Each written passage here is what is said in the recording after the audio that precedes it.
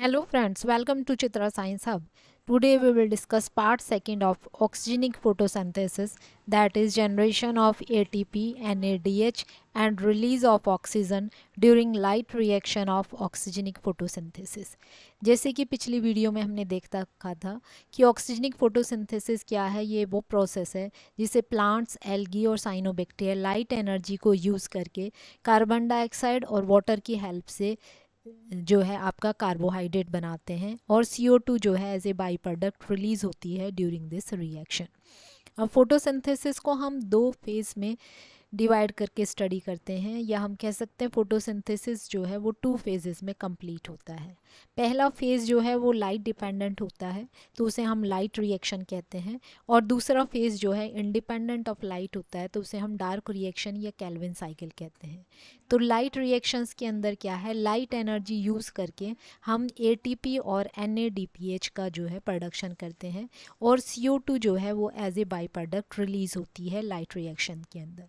Dark reaction के अंदर ये जो ATP और NADPH हमारे लाइट रिएक्शन में बनते हैं, इन्हें यूज़ करके हम कार्बन डाइऑक्साइड से जो है कार्बोहाइड्रेट बनाते हैं। ये यहाँ पर जो है ग्लूकोज है लिखा हुआ है, ये मिसप्रिंट है आपका यहाँ पर। तो डार्क रिएक्शन के अंदर जो है हम कार्बन डाइऑक्साइड से कार्बोहाइड्रेट बनाते हैं। अब देखते हैं लाइट रिएक्शन क्या है। लाइट रिएक्शन जो है वो आपका थाइलाकॉइड मेम्ब्रेन के अंदर होता है, और डार्क रिएक्शन स्ट्रोमा के अंदर होता है, क्लोरोप्लास्ट के स्ट्रोमा के अंदर, और लाइट रिएक्शन थाइलाकॉइड मेम्ब्रेन के अंदर होता है। लाइट रिएक्शन के अंदर 4 प्रोटीन कॉम्प्लेक्स इन्वॉल्व होते हैं। फोटोसिस्टम 1 जिसे हम P700 भी कहते हैं, फोटोसिस्टम सेकंड जिसे P680 भी कहते हैं, साइटोक्रोम B6F जो इन दोनों फोटोसिस्टम को जोड़ता है, और ATP सिंथेस जो ATP की सिंथेसिस करता है। लाइट रिएक्शन के अंदर 3 मेजर इवेंट होते हैं। एक ऑक्सीजन का रिलीज होता है, एक ATP का प्रोडक्शन होता है, और एक NADPH का जनरेशन होता है। अब हम इन्हें डिटेल में देखते हैं कि ये इवेंट किस तरह से होते हैं। हमने पिछली वीडियो में देखा था कि हमारा जो ये फोटो सिस्टम है इसमें एक रिएक्शन सेंटर होता है, और रिएक्शन के सेंटर के अंदर एक स्पेशल क्लोरोफिल पेयर होता है, क्लोरोफिल A। ये जो क्लोरोफिल है ये लाइट एब्जॉर्ब करता है, और लाइट एब्जॉर्ब करने के बाद इसके जो हाई एनर्जी इलेक्ट्रॉन्स हैं वो एक्साइटेड स्टेट में पहुंच जाते हैं। उसके बाद ये इलेक्ट्रॉन देता है एक्सेप्टर को। यहाँ पर जो एक्सेप्टर है वो फियोफाइटिन A है। जो इलेक्ट्रॉन्स यहाँ पर रिलीज़ होंगे P680 से, वो जाएंगे through a series of electron transport chain, और फाइनली जाएंगे वो फोटो सिस्टम P700। अब ये जो इलेक्ट्रॉन ट्रांसपोर्ट चेन है इसके अंदर बहुत सारे कैरियर्स हैं, जैसे कि पहले है फियोफाइटिन A, फिर ये है प्लास्टोक्विनोन A और प्लास्टोक्विनोन B, ये है cytochrome B6 iron sulphur cluster, और साइटोक्रोम F जिसे हम साइटोक्रोम B6F बोलते हैं, और फिर इलेक्ट्रॉन जाते हैं PC को, और फाइनली इलेक्ट्रॉन दिए जाते हैं P700 को। तो इसमें इलेक्ट्रॉन कैसे ट्रांसफ़र हुए, पहले फोटो सिस्टम P680 ने लाइट एब्जॉर्ब करी, और जो इसके इलेक्ट्रॉन है यहाँ से P680 जो है वो जो है एनर्जाइज होने के बाद इलेक्ट्रॉन्स डोनेट करेगा फियोफाइटिन A को, फिर प्लास्टोक्विनोन A को, फिर प्लास्टोक्विनोन B को, फिर साइटोक्रोम B6F को, फिर प्लास्टोसाइनिन को, और प्लास्टोसाइनिन इलेक्ट्रॉन देगा P700 को। तो ये इलेक्ट्रॉन ट्रांसफ़र का जो है आपका वे है जब आपका P680 लाइट से फोटोन एब्जॉर्ब करेगा। अब यहाँ पे जो लाइट से फोटोन एब्जॉर्ब करेगा, और P680 में जो क्लोरोफिल है वो क्लोरोफिल जब इलेक्ट्रॉन डोनेट करेगा तो वहाँ पर एक पॉजिटिव चार्ज डेवलप होगा। वो जो पॉजिटिव चार्ज डेवलप होगा वो न्यूट्रलाइज किया जाएगा by taking electron from water. यहाँ पर वाटर की स्प्लिटिंग होगी, और वाटर से इलेक्ट्रॉन जो है वो जाएंगे P680 को। वाटर की जो स्प्लिटिंग है इसे हम फोटोलाइसिस कहते हैं, और फोटोलाइसिस में वाटर के 2 मॉलिक्यूल ब्रेक डाउन होके 4 प्रोटॉन जनरेट करते हैं, 4 इलेक्ट्रॉन, और 1 ऑक्सीजन का मॉलिक्यूल रिलीज होता है। ये जो रिएक्शन है ये ऑक्सीजन इवॉल्विंग कॉम्प्लेक्स कैटालाइज करता है, जिसके अंदर 1 कैल्शियम आयन, 1 क्लोराइड और 4 मैग्नीशियम आयंस होते हैं। तो वाटर की स्प्लिटिंग से ऑक्सीजन इवॉल्व होती है और इलेक्ट्रॉन्स जो है वो P680 के अंदर जो पॉजिटिव चार्ज डेवलप हुआ उसे न्यूट्रलाइज करता है। अब सेकंड एटीपी जनरेशन कैसे होता है।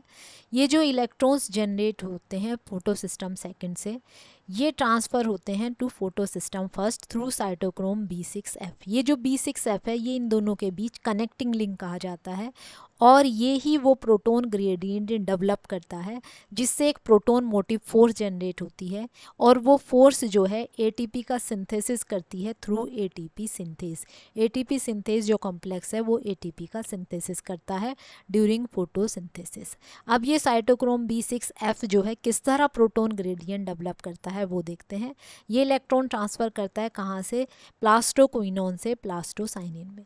यहाँ जब इलेक्ट्रॉन फोटो सिस्टम P680 से प्लास्टोक्विनोन को जाते हैं तो प्लास्टोक्विनोन रिड्यूस होता है प्लास्टोक्विनोल में। 2 इलेक्ट्रॉन ये लेगा आपके P680 की इलेक्ट्रॉन ट्रांसपोर्ट चेन से और 2 प्रोटॉन लेगा ये स्ट्रोमा से, क्लोरोप्लास्ट के स्ट्रोमा से, और ये रिड्यूस हो जाएगा PQH2 में। अब इलेक्ट्रॉन का ट्रांसफ़र होगा PQH2 से PC तक थ्रू साइटोक्रोम B6F। अब ये जो साइटोक्रोम B6F है ये 4 सब यूनिट से मिलके बनता है। अब यहाँ डायग्राम में देखिए, ये है साइटोक्रोम F पहली सब यूनिट, दूसरे में 2 आयरन 2 सल्फर प्रोटीन जिसे हम रिस्की सेंटर कहते हैं। एक साइटोक्रोम B है जिसके अंदर 2 हीम हैं BH और BL, ये high affinity 4 electrons and this is 2L affinity 4 croton, और ये है आपकी फोर्थ सब यूनिट 17 किलो डायटन की चौथी सब यूनिट। 4 सब यूनिट से मिलके ये पूरा कॉम्प्लेक्स बनता है। इस कॉम्प्लेक्स के अंदर 2 आपकी प्लास्टोक्विनोन बाइंडिंग साइट होती है, एक को हम कहते हैं QN और दूसरी को हम कहते हैं QP। ये P stand for positive side और ये आपका नेगेटिव साइड। अब यहाँ पर ये जो साइट है QN, यहाँ पर जो है PQ बाइंड करता है और ये जो आपकी साइट है QP यहाँ पर PQH2 बाइंड करता है। मतलब यहाँ पर ऑक्सीडाइज्ड फॉर्म बाइंड होती है, यहाँ पर रिड्यूस्ड फॉर्म बाइंड होती है। अब ये जो साइटोक्रोम B6F है ये इलेक्ट्रॉन ट्रांसफ़र करता है कहाँ से, प्लास्टोक्विनोल से PC तक, और इस इलेक्ट्रॉन ट्रांसफ़र को हम Q साइकिल कहते हैं। Q साइकिल एक रेस्पिरेशन के अंदर भी चलता है, उसके अंदर जो रेस्पिरेशन के अंदर Q साइकिल है वो साइटोक्रोम BC1 कॉम्प्लेक्स चलाता है और फोटोसिंथेसिस के अंदर ये साइकिल साइटोक्रोम B6F चलाता है। अब देखते हैं इलेक्ट्रॉन का ट्रांसफ़र कैसे होता है। 2 पार्ट में डिवाइड करके हम पढ़ते हैं Q साइकिल को। पहले पार्ट में एक मॉलिक्यूल PQH2 का बाइंड करेगा QP साइड को। अब इसके अंदर 2 इलेक्ट्रॉन है, ये एक इलेक्ट्रॉन देगा साइटोक्रोम BL को, फिर BH को, और फिर BH से इलेक्ट्रॉन जाएगा PQ पे जो QN साइड पे जो PQ बाइंड है। दूसरा इलेक्ट्रॉन जो है वो आयरन सल्फर को जाएगा, साइटोक्रोम F को जाएगा और PC को जाएगा, और PC जो है वो रिड्यूस हो जाएगा। दोनों इलेक्ट्रॉन देने के बाद ये दोनों प्रोटॉन अपने रिलीज़ कर देता है थाइलाकॉइड ल्यूमेन के अंदर। तो स्ट्रोमा से जो है 2 प्रोटॉन आपके यहाँ पर रिलीज़ हो जाते हैं। अब यहाँ पर ये जो PQ है इसे 1 इलेक्ट्रॉन मिला है, कंप्लीट रिडक्शन के लिए इसे 2 इलेक्ट्रॉन चाहिए, तो सेकंड इलेक्ट्रॉन के लिए दूसरा साइकिल सेकंड हाफ चलेगा Q साइकिल का। सेकंड मॉलिक्यूल PQH2 का बाइंड करेगा, 1 इलेक्ट्रॉन वो देगा BL BH और यहाँ PQ को, और दूसरा इलेक्ट्रॉन देगा आयरन सल्फर साइटोक्रोम F और साइटोक्रोम F से PC को, और PC का सेकंड मॉलिक्यूल रिड्यूस हो जाएगा। ये जो PQ है इसे दोनों इलेक्ट्रॉन मिल चुके, 1 इलेक्ट्रॉन पहले हाफ साइकिल में, second electron second half cycle में। अब ये 2 प्रोटॉन जो है वो स्ट्रोमा से लेगा और रिड्यूस हो जाएगा PQH2 में, और ये PQH2 क्विनोन पूल में वापस चला जाए। अब यहाँ पर एक PQH2 का यहाँ पर ऑक्सीडेशन हुआ है, एक PQH2 का यहाँ पर, यानी कि 2 मॉलिक्यूल PQH2 के ऑक्सीडाइज हुए हैं और एक मॉलिक्यूल PQ का जो है वो रिड्यूस हुआ है। तो कंप्लीट Q साइकिल के अंदर 4 प्रोटॉन जो हैं वो थाइलाकॉइड ल्यूमेन में रिलीज़ किए जाते हैं, 2 प्रोटॉन स्ट्रोमा से रिमूव होते हैं। अब ये जो प्रोटॉन का फ्लक्स होता है ये एक प्रोटॉन ग्रेडियंट डेवलप करता है। ये जो प्रोटॉन ग्रेडियंट डेवलप होता है ये एक फोर्स जनरेट करता है जिसे हम कहते हैं प्रोटॉन मोटिव फोर्स। वो फोर्स जो है फोर्स करती है प्रोटॉन की, प्रोटॉन जो है वो वापस स्ट्रोमा में आए थ्रू ATP सिंथेस एंजाइम। जब ये प्रोटॉन एटीपी सिंथेस के थ्रू वापस स्ट्रोमा में आते हैं। इस प्रोसेस के अंदर एटीपी की सिंथेसिस होती है फ्रॉम एडीपी प्लस पीआई। इस एटीपी सिंथेसिस को हम फोटोफॉस्फोराइलेशन कहते हैं। फॉस्फोराइलेशन एटीपी की सिंथेसिस, और क्योंकि इसमें एनर्जी जो यूज़ हुई है वो लाइट की यूज़ हुई है, इसलिए हम इसे फोटोफॉस्फोराइलेशन कहते हैं।